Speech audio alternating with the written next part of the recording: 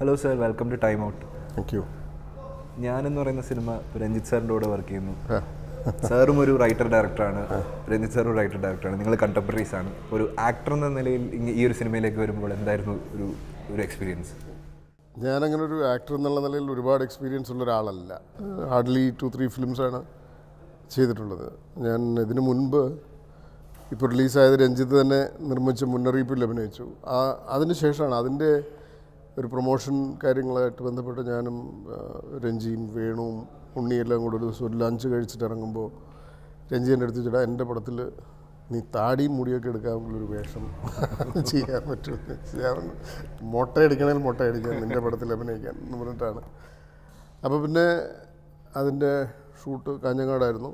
എന്നെ സംബന്ധിച്ച് ഞാനും രഞ്ജിയും തമ്മിലുള്ളൊരു എത്രയോ കാലത്തെ ഒരു ബന്ധമുണ്ട്. അപ്പോൾ ഒരു ഡയറക്ടറുടെ സിനിമയിൽ വേറൊരാളുടെ സിനിമയിൽ അഭിനയിക്കാൻ പോകുന്നു എന്ന് പറയുന്ന തരത്തിലുള്ളൊരു ഫീലല്ല. I was very much at home. പിന്നെ കൃത്യമായിട്ട് ഞാനും രഞ്ജിയൊക്കെ ലൊക്കേഷനിൽ വെച്ച് സീൻ എഴുതുന്ന ആളുകളാണ്. അപ്പോൾ സീൻ എഴുതി തന്നതിന് ശേഷം രഞ്ജി കൃത്യമായിട്ട് എന്താണ് ആവശ്യമുള്ളതെന്ന് വളരെ കൃത്യമായിട്ട് പറഞ്ഞു തരികയും അത് ഇനാക്റ്റ് ചെയ്തിട്ട് നമ്മളെ അത് ഏത് ട്രാക്കിലേക്കാണ് നമ്മൾ പോകേണ്ടതെന്ന് വളരെ കൃത്യമായിട്ട് പറഞ്ഞു തരികയും ചെയ്യുന്ന സംവിധായകനാണ് രഞ്ജിത്ത്. അതുകൊണ്ട് എന്നെ സംബന്ധിച്ചിടത്തോളം ഒരു ഒട്ടും ബുദ്ധിമുട്ടുള്ളൊരു അറ്റ്മോസ്ഫിയർ ആയിരുന്നില്ല. I was very comfortable. Then അത് എത്രമാത്രം നന്നായിട്ടുണ്ടെന്നുള്ളതൊക്കെ ഇനി ആളുകൾ കണ്ടിട്ട് തീരുമാനിക്കേണ്ടതാണ്. എന്താണ് സാറിൻ്റെ ക്യാരക്ടർ ഈ സിനിമയിൽ?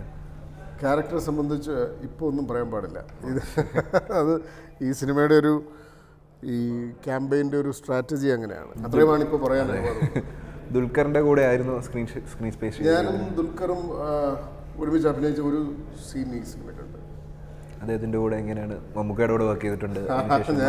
മമ്മൂക്കയുടെ കൂടെ ഞാൻ മുന്നറിയിപ്പിലൊരു സീൻ സ്ക്രീൻ സ്പേസ് ഷെയർ ചെയ്തിട്ടുണ്ട്. അതിനുശേഷം ഈ സിനിമയിൽ അഭിനയിക്കുകയാണ്. അപ്പോൾ അതൊരു രസമുള്ള എക്സ്പീരിയൻസാണ്. പിന്നെ ആക്ടർ എന്നുള്ള നിലയ്ക്ക് എനിക്ക് വളരെ അമേസിംഗ് ആയിട്ട് തോന്നിയൊരു ടാലൻറ്റ് ദുൽഖറിലുണ്ട്. അത് എനിക്ക് തോന്നുന്നു ഞാൻ ഈ സിനിമയുടെ ഷൂട്ടിൽ ഞാൻ 2-3 ദിവസം ആണ് ഒബ്സർവ് ചെയ്യാൻ കഴിഞ്ഞിട്ടുള്ളത്. Then I was literally delighted. കാരണം ഒരു കഥാപാത്രമായിട്ട് ട്രാൻസ്ഫോം ചെയ്യുക എന്ന് പറയുന്നത് വളരെ ബുദ്ധിമുട്ടുള്ളൊരു കാര്യമാണ്. പ്രത്യേകിച്ചും ചാലുവിനെ പോലെ കേരളത്തിൽ അധികകാലം ജീവിച്ചിട്ടില്ലാത്ത ആൾ. തീരെ ചെറിയ പ്രായത്തിൽ അവർ മദ്രാസിലേക്ക് പോവുകയും അവിടെ പഠിക്കുകയും ഒക്കെ ചെയ്ത ആളാണ്. ഈ ലാംഗ്വേജിനോടൊക്കെ കുറച്ചൊരു ഡിസ്റ്റൻസ് ഉണ്ട്. പക്ഷേ ഒരു കഥാപാത്രമായി മാറുക എന്ന ഒരു നടനിൽ വേണ്ടുന്ന ഒരു അടിസ്ഥാന ഗുണം വളരെ മനോഹരമായിട്ട് ദുൽഖർ ഈ സിനിമയിലുടനീളം നമുക്ക് കാണാൻ കഴിയും. അത് ഞാൻ ഷൂട്ടിൽ കണ്ടു. പിന്നീട് ദുൽഖറിൻ്റെ ഡബ്ബിങ്ങിന് ഞാൻ കുറേ ദിവസം രഞ്ജി ലോകകപ്പ് ഫുട്ബോൾ കാണാനായിട്ട് മെക്സിക്കോയിൽ പോയ സമയത്ത് ഞാനാണ് കുറേ ദിവസം ഡബ്ബിങ് കൺസോളിലിരുന്നത്. അപ്പോൾ ദെൻ എഗെയിൻ എന്നെ അത്ഭുതപ്പെടുത്തിയൊരു കാര്യം, മലയാള ഭാഷയിൽ അങ്ങനെ ഒരു പ്രത്യേകമായ ശിക്ഷണം ലഭിച്ചിട്ടില്ലാത്ത ഒരാളായിട്ട് കൂടി ഭാഷയുടെ ഒരു ഡിക്ഷൻ അതിമനോഹരമായിട്ട് അത്ഭുതപ്പെടുത്തിയൊരു കാര്യമാണ്. ഞാൻ ദുൽഖറിൻ്റെ അച്ഛനെ വിളിച്ചിട്ട് ഇത് പറഞ്ഞു.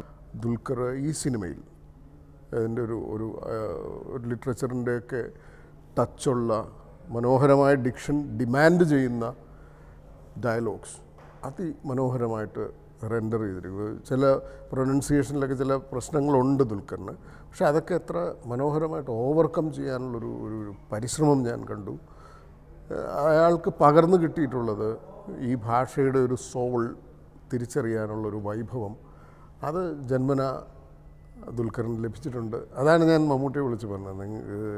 ഒരുപക്ഷെ അവൻ്റെ ചെറുപ്പകാലത്ത് അവൻ കണ്ടതോ അനുഭവിച്ചതോ ഷെയർ ചെയ്തോ ആയ ഒരു കൾച്ചർ, ലാംഗ്വേജിൻ്റെ ഒരു ബേസിക് സോള് തിരിച്ചറിയുക എന്ന് പറയുന്ന ഒരു കൾച്ചറിൻ്റെ ഭാഗമാണ്. അത് അയാൾക്ക് പകർന്നു കിട്ടിയിട്ടുണ്ട്. അതാണ് എന്നെ ഏറ്റവും വിസ്മയപ്പെടുത്തിയ ഒരു കാര്യം ദുൽഖർ. ഈ 2 കാര്യങ്ങളും അഭിനയിക്കുമ്പോഴും അയാൾക്ക് വളരെ അനായാസം, വളരെ എന്താ പറയുക, അയാളൊരു നമ്മളെപ്പോഴും ദുൽഖറിലൊരു മമ്മൂട്ടിയാണ് കാണാൻ ശ്രമിക്കുന്നെങ്കിൽ അതല്ല. മറ്റൊരു ഐഡൻറ്റിറ്റി ഉള്ളൊരു നടൻ, വളരെ വ്യക്തമായ വേർതിരിവുകളുള്ള വളരെ വ്യക്തമായ മറ്റൊരു ഐഡൻറ്റിറ്റി ഉള്ളൊരു നടൻ ദുൽഖറിലുണ്ട്. ഒരിക്കലും ഒരു മമ്മൂട്ടിയല്ല നമ്മൾ ദുൽഖറിൽ അന്വേഷിക്കേണ്ടത് എന്നെനിക്ക് തോന്നി. വളരെ അനായാസം അഭിനയിക്കാൻ കഴിയുന്ന മറ്റൊരു ഐഡൻറ്റിറ്റി ഉള്ള നടൻ ഞാൻ അയാൾ കണ്ടു. അത് പ്രൂവ് ചെയ്യുന്നൊരു സിനിമയായിരിക്കും തീർച്ചയായിട്ടും. എനിക്ക് തോന്നുന്നത് ഒരു റിമാർക്കബിൾ പെർഫോമൻസാണ്. അത് എങ്ങനെയാണ് മലയാള സിനിമയുടെ ചരിത്രത്തിൽ അത് രേഖപ്പെടുത്തപ്പെടാൻ പോകുന്നത് എന്നിപ്പോൾ പറയുന്നതിൽ അർത്ഥമില്ല. പക്ഷേ തീർച്ചയായിട്ടും ഒരു നടനെന്ന നിലയിൽ ദുൽഖറിന് ഒരുപക്ഷെ അത്ഭുതകരമായ അംഗീകാരങ്ങൾ ലഭിക്കാൻ സാധ്യതയുള്ളൊരു സിനിമയായിട്ട് ഞാനിതിനെ കാണുന്നു. ഇപ്പോൾ ഒരു റൈറ്റർ എന്ന നിലയിൽ ഇതൊരു അഡാപ്റ്റേഷനാണ്, ഒരു KTN കോട്ടൂരൻ എഴുത്തും ചെയ്തു എന്ന് പറയുന്നൊരു നോവലിൻ്റെ അഡാപ്റ്റേഷൻ. അപ്പോൾ അതിനെ എങ്ങനെ നോക്കിക്കാണുന്നു? അതിൽ ഒരു ക്യാരക്ടറായി അഭിനയിക്കാൻ സാധിക്കുന്നു? ഞാൻ ഈ സിനിമയുടെ രാജീവൻ്റെ നോവൽ ആദ്യം സീരിയലൈസ് ചെയ്ത് വന്നപ്പോൾ ഞാൻ വായിച്ചിട്ടുണ്ട്. പിന്നീട് ഈ സിനിമയിൽ അഭിനയിക്കുന്നതിന് മുൻപ് ഞാൻ വീണ്ടും അത് പുസ്തക രൂപത്തിൽ ഇറങ്ങിയതിന് ശേഷമുള്ള ആ ടെക്സ്റ്റ് വായിച്ചു.